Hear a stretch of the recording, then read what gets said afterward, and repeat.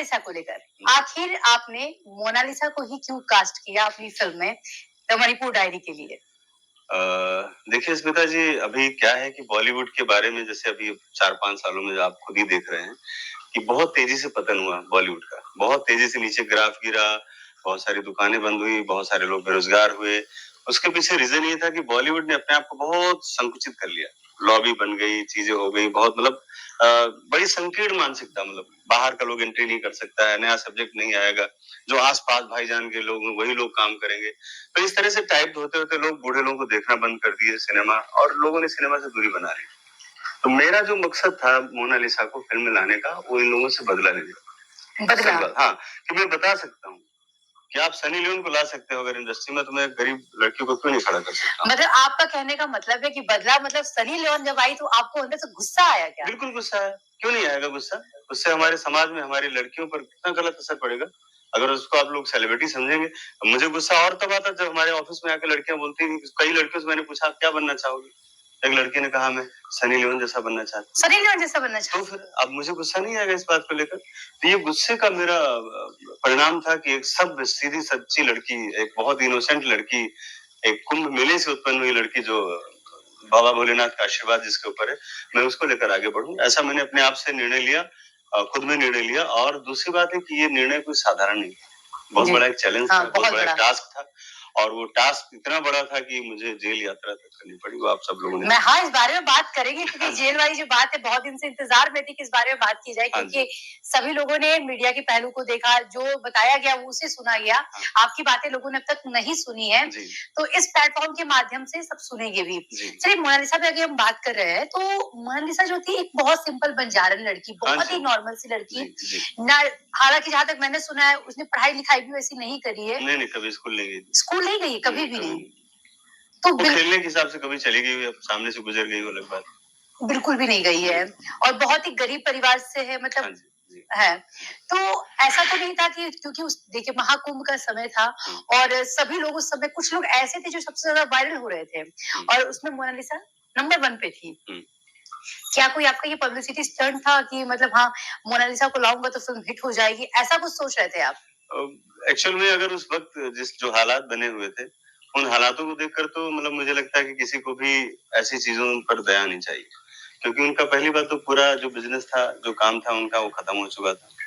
दूसरी चीज थी कि उस लड़की को हेल्प करने के लिए ना कोई सरकार आई, ना कोई ऐसा जो बोलने वाला आदमी कि आपने पब्लिसिटी स्टंट के लिए किया, वो भी नहीं आया। वो आगे आ जाता ना, तो कोई नहीं आया। जब उसके बाद मैंने डिसीजन लिया कि मुझे कुछ करना चाहिए। जब आप उसके पास गए, हाँ, तो क्या वो तैयार हो गई, अचानक से तैयार हो गई, आपको उसको मनाना पड़ा? नहीं, वो लोग एक्चुअल में तैयार थे पहले से ही, और चूंकि जब मैंने इसका अनाउंसमेंट किया था तो ये न्यूज उन तक पहुंच गई थी, और वो लोग सब इंतजार भी कर रहे थे। वो भी सोच रहे थे कहीं ऐसा तो नहीं खाली ऐसे ही बातें चल रही हैं या इस तरीके से, और कोई कुछ ना करे, ऐसे ही खाली आ गया हो, क्योंकि बहुत सारे लोग, कोई बोला मैंने कार दे दिया, कोई बोला हवाई जहाज गिफ्ट कर दिया।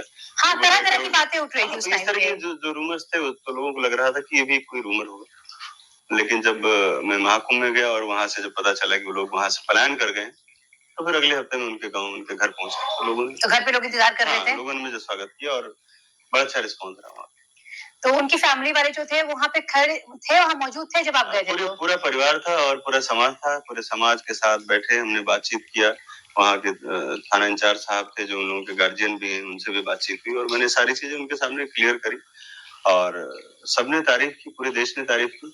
हाँ, उस समय बधाइयों के तांते भी लगे हुए थे, शुभकामनाएं पूरी भरपूर मिल रही थी उस समय। लेकिन मोनालिसा को लेकर एक और सवाल है जो सबके जहन में भी रहता है, और वो सवाल ये है कि मोनालिसा जो है पढ़ी लिखी नहीं थी, एक्टिंग का ए भी नहीं आता था उससे, तो आपको कैसे लगा कि मैं उसको उतना ट्रेंड कर दूंगा, मैं उस लायक उसको बना लूंगा? कितना डिफिकल्टीज आई होंगी? डिफिकल्टीज तो बहुत थी और बताया ना कि बहुत बड़ा एक टास्क था ये जो मैंने लिया था, लेकिन ये मुझे लगा था क्योंकि मैंने बहुत नीचे से, बहुत गहराई से नीचे से और बहुत स्ट्रगल करके मैं आया हूँ, तो मुझे लगा कि ये उससे बड़ा स्ट्रगल नहीं होगा इसको तैयार करना। और इसमें बड़ा उसका भी बहुत साथ रहा क्योंकि उसने बड़ी लगन से उसने सीखना चाहा और उसको ये पता था कि मेरे ऊपर बहुत बड़ी जिम्मेदारी है, तो उसने बहुत जल्दी चीजों को ऑब्जर्व करना, सोचना, समझना शुरू किया। इवन कि पढ़ना लिखना भी अब सीख गई है, तो इससे आप अंदाजा लगा सकते हैं कि सिर्फ अभी 4 महीने हुए। हाँ, मात्र 4 महीने हुए होंगे। सिर्फ 4 महीने हुए। इन 4 महीनों में इतना बड़ा उसके अंदर जो चेंजेस आया है, तो उसमें हमारी मेहनत से ज्यादा उसकी लगन भी है। लगन भी है। बिल्कुल, मतलब वो बहुत मेहनती लड़की है। बिल्कुल। और मोनालिसा की एज लगभग मुझे लगता है उस समय 15 से 16 साल की थी। 15.5 साल। 15.5 साल की थी। तो 15.5 साल की लड़की को मनाना आसान था? हर एक चीज को समझाना, एक-एक चीज करना, ऐसा तो नहीं हुआ कि कभी मेहनत करते समय उसने हार मान ली हो, नहीं अब मैं नहीं कर पाऊंगी सर, हमसे नहीं हो पाएगा, ऐसा कुछ? अरे कई बार ऐसा हुआ है, ऐसा कई बार हुआ है। लेकिन जो जज्बा रहा है, जो जिम्मेदारी रही, क्योंकि पूरे देश की जिम्मेदारी थी, तो उस जिम्मेदारी के सामने फिर वो चीजें छोटी पड़ जाती थी और फिर से दोबारा हिम्मत करके वो लड़की खड़ी होती थी कि नहीं मैं करूंगी, मैं कर सकती हूँ। तो ये मैं उसको भी देखिए कुछ चीजें होती है जो बड़ी दैवी होती है। मैं ईश्वर में बड़ा भी आस्था रखता हूँ और आस्था मानूं, ईश्वर की सारी जिंदगी चलती है। तो मेरा ये मानना है कि अगर उस कन्या में अगर ईश्वर ने इस तरह की ताकत दी है, ईश्वरी शक्ति दी है, तो शायद मैं भी एक माध्यम हूँ उसके लिए। महाकुंभ, मुझे ये लगता है महाकुंभ ने जो है वरदान दिया है कुछ लोगों को इस बार। कई ऐसे लोग हैं उसमें, मोनालिसा का भी नाम है, हर्षा थी उनका भी नाम है, कई ऐसे लोग हैं जिनको महाकुंभ ने आशीर्वाद दिया है। और लोग ये भी कहते हैं कि मोनालिसा पे तो कुछ ज्यादा ही महादेव जो है खुश थे, तभी आप वहाँ पहुंचे थे, उनको लेकर गए। क्योंकि मैं भी महादेव का भक्त हूँ और बाबा की प्रेरणा थी, नहीं तो मैं भी खाली मीडिया में उसका फोटो देख रहा था। और रात में मेरे पत्रकार मित्र हैं अरुण शुक्ला जी, उन्होंने मुझे कुछ और ज्यादा इंडिकेट किया कि भैया आप थोड़ा हिम्मत कीजिए, इस लड़की को लेकर हम लोग फिल्म बना सकते हैं। तो फिर मैंने कहा यार ये तो मैंने सोचा भी नहीं था।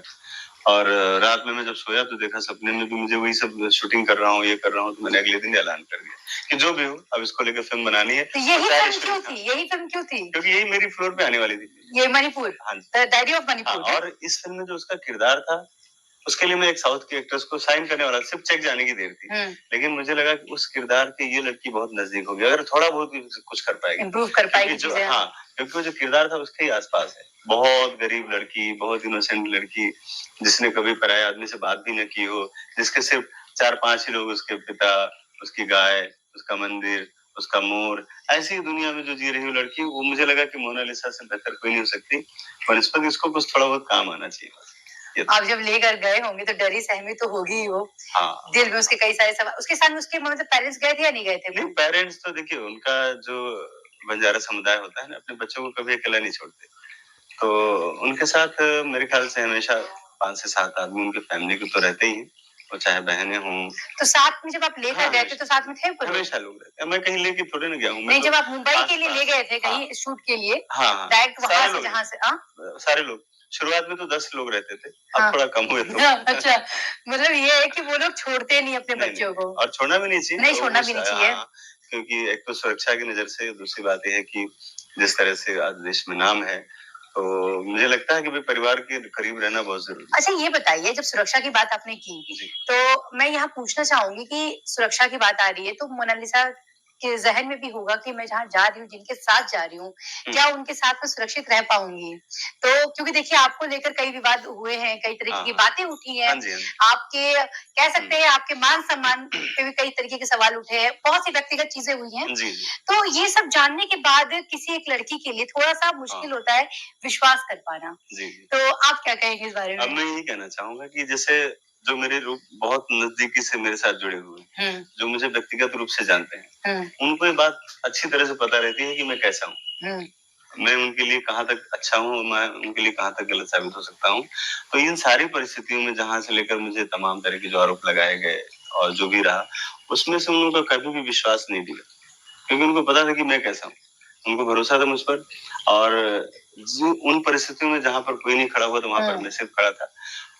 तो इंसान आदमी का नेचर तो जानता है ना। और जो रूमर फैलाने वाले लोग हैं, जो है मिट्टी में मिल के कहाँ चले गए।